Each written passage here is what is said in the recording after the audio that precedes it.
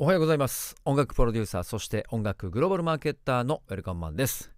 さあ、ということで、今回もやってまいりました音楽ミュージックビジネスニュースを皆さんにお届けしていきたいと思います。どうも。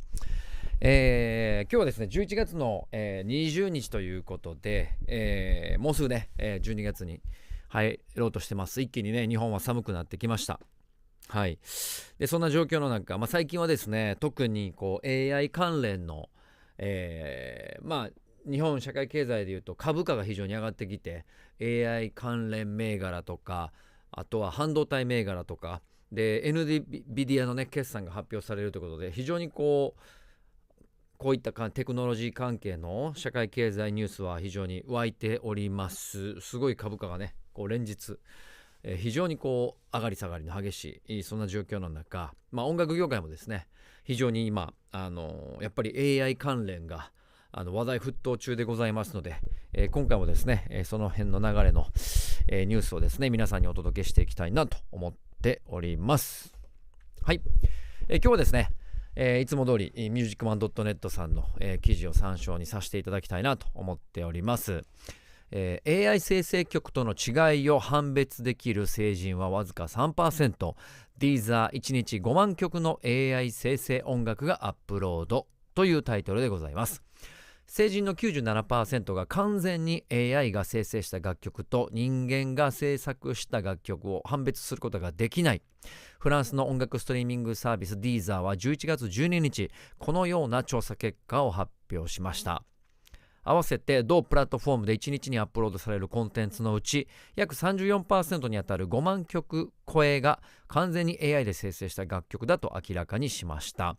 4月時点の 18%、9月時点の 28% から大きく拡大しております。同社は今回10月6日から10日にかけてアメリカ、カナダ、ブラジル、イギリス、フランス、オランダ、ドイツ、日本の成人18歳から65歳9000人を調査を実施。2つの AI 生成曲と1つの人間制作曲を用いたブラインドテストで参加者の 97% が判別できなかったと。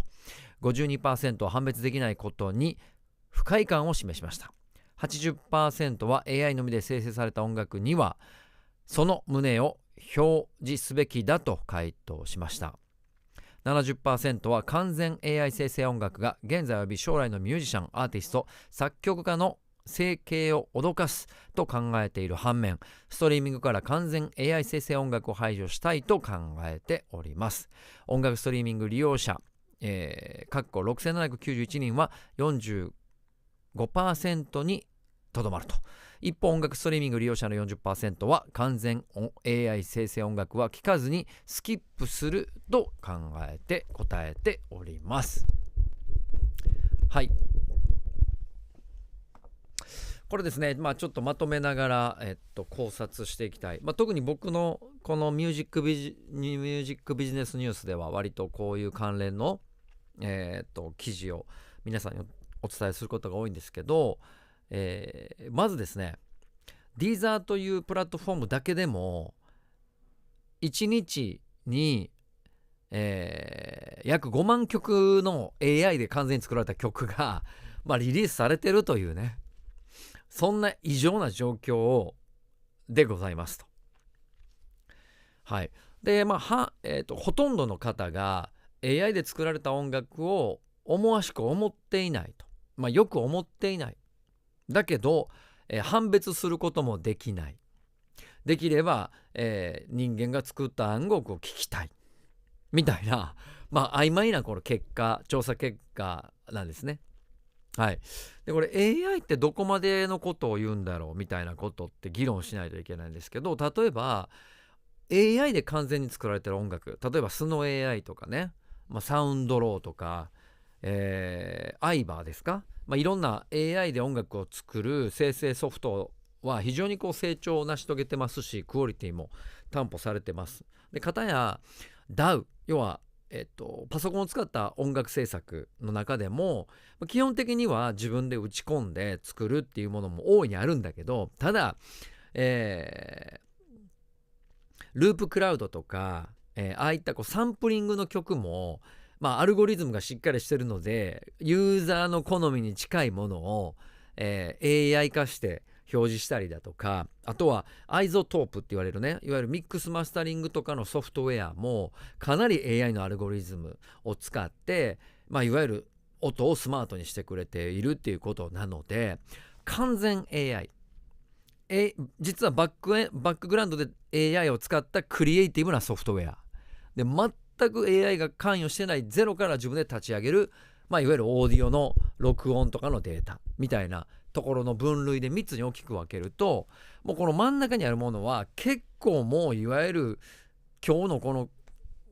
音楽クリエイティブの中でいうと、80% 以上 90% 以上の方が実はバックエンドで AI を使っている、もしくはそういったアルゴリズムから引っ張り出した、今までの技術テクニカルが集約されてソフトウェアになっているものっていうものは実はもう皆さんたくさん使いまくってるんで、真ん中のグラデーションゾーンに関しては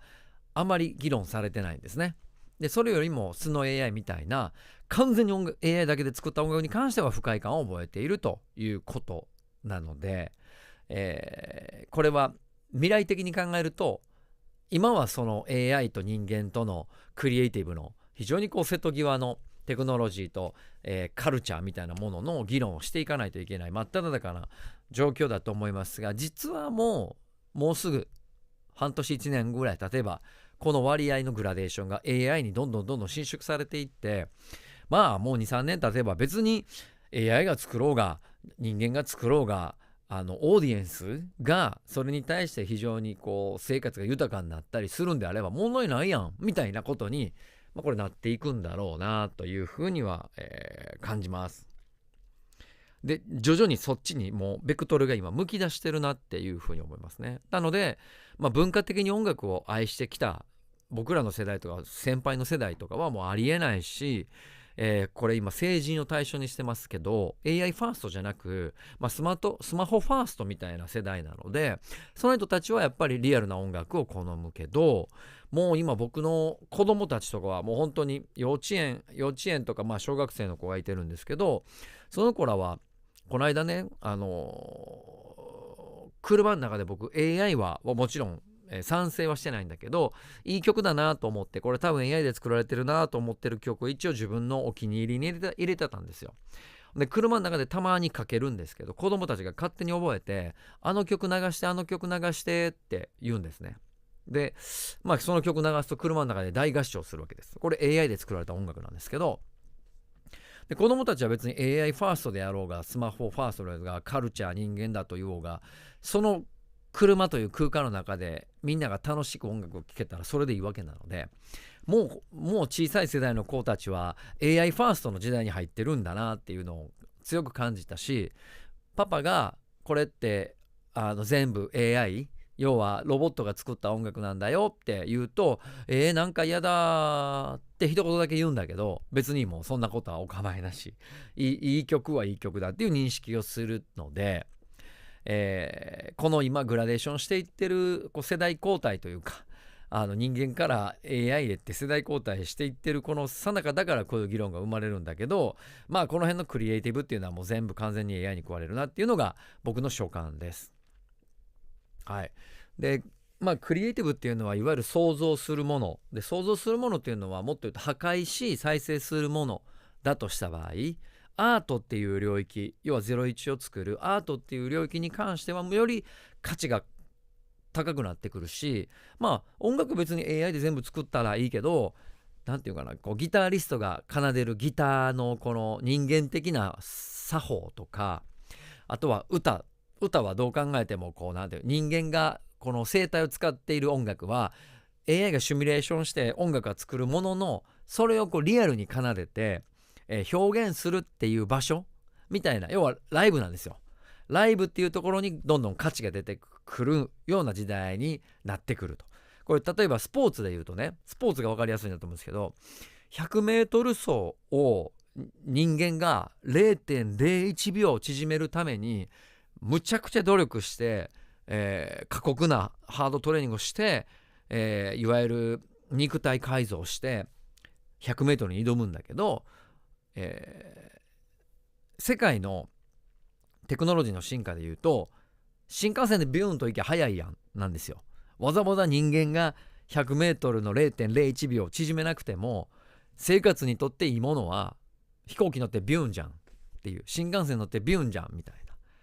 ただ人間の限界を超えるみたいな競技で争ってストーリーが生まれて熱狂するから、そこには価値が生まれるっていうことなんですよね。だから家で聴く音楽とか、普段聴く音楽は別に AI でいいじゃんと。ただライブでその音楽を体感してそこに来ている人たちとつながっていくコミュニティが生まれる、そこ一つの、音楽っていうリアルなその体験空間を一緒に、味わうことで新しいつながりとか、ネットワーキングができて、人間関係の構築ができていくっていうところに、僕はもう完全に音楽エンターテインメントっていうの価値が移行していってるんじゃないかなというふうに思います。はい、ただですね、じゃあライブをすればいいかっていうことになってくると、これまた音楽業界とは違うくて、もちろん工業としてはね、コロナ前の水準以上の売り上げを叩き出してるので、ライブ産業っていうのはこれからもちろん注目されるんだけど、でもじゃあインディーズのアーティストにとってそれがすごく日の目を浴びるかっていうと、またそれはもっと違うので、やっぱトップアーティストがその価値を恩恵を受けている状況なので、インディーズのアーティストの人たちはそういう AI 化っていうものに対しては非常に、難しくこれから活動の動きにはなってくるのかなというふうには感じます。はい、ポジティブなところで言うと、いかにこういったテクノロジーを活用して生産性高く、そしてクリエイトアートっていう部分をちゃんと分けながらストーリーを立てて IP、 要はアーティストの発信したい内容とか思いとか、そういった人間のモチベーション、やる気とか まとめる力とか、失敗してもいいから一回やってみようみたいな不確実なものみたいなものが、非常に重要な価値になってくるので、そういった意味ではアーティスト像っていうのがストーリーをしっかり作ったアーティスト像っていうのがこれからの一番キャッシュポイント、マネタイズポイントになり、そこにいろんなコミュニティが生まれていくんじゃないかなというふうに思います。はい、ということで、今回の記事は以上でございます。今ですね、ウェルカムマンポッドキャストセカンドというところで、これはもうポッドキャスト、これビデオポッドキャストで皆さんに YouTube だとか Spotify で見てもらえるんですけど、僕のプライベートなものを、日々綴ってるセカンドっていうポッドキャストがあったり、あとはちょっと今テストマーケティングでね、ウェルカムマンのグッズが販売されてます。はい、ぜひチェックしていただければ幸いです。シンプルなロゴに、黒のハットとか T シャツとかっていういろんな服に合わせやすいようなアイテムをですね、いくつかこしらえてますので、ぜひ、チェックしていただければと思います。さらにね、これテストマーケっていうか、僕自身がちょっとやっと踏み出したビートもですね、販売してるんですよ。はい、僕が作ったオリジナルビート、それこそ AI に頼らずサンプリングとかを中心にしながらですけど、ビートをしっかりつなぎ合わせていって、素敵なだいたい1分半から2分ぐらいのワンコーラス分のねビートを今YouTube にアップしてます。でこれもしシンガーさんとかクリエイターさんとか、もしくはBGM でね使いたいみたいな、商用利用したいっていう方はぜひとも、DM いただければ、コメントいただければ、今20数曲アップロードしてますので、ぜひチェックしていただければ幸いです。はい、ということで、これからもミュージックビジネスニュースを中心にですね、いろんな音楽にまつわる情報を発信していきたいと思いますので、引き続きよろしくお願いします。以上、ウェルカムマンでした。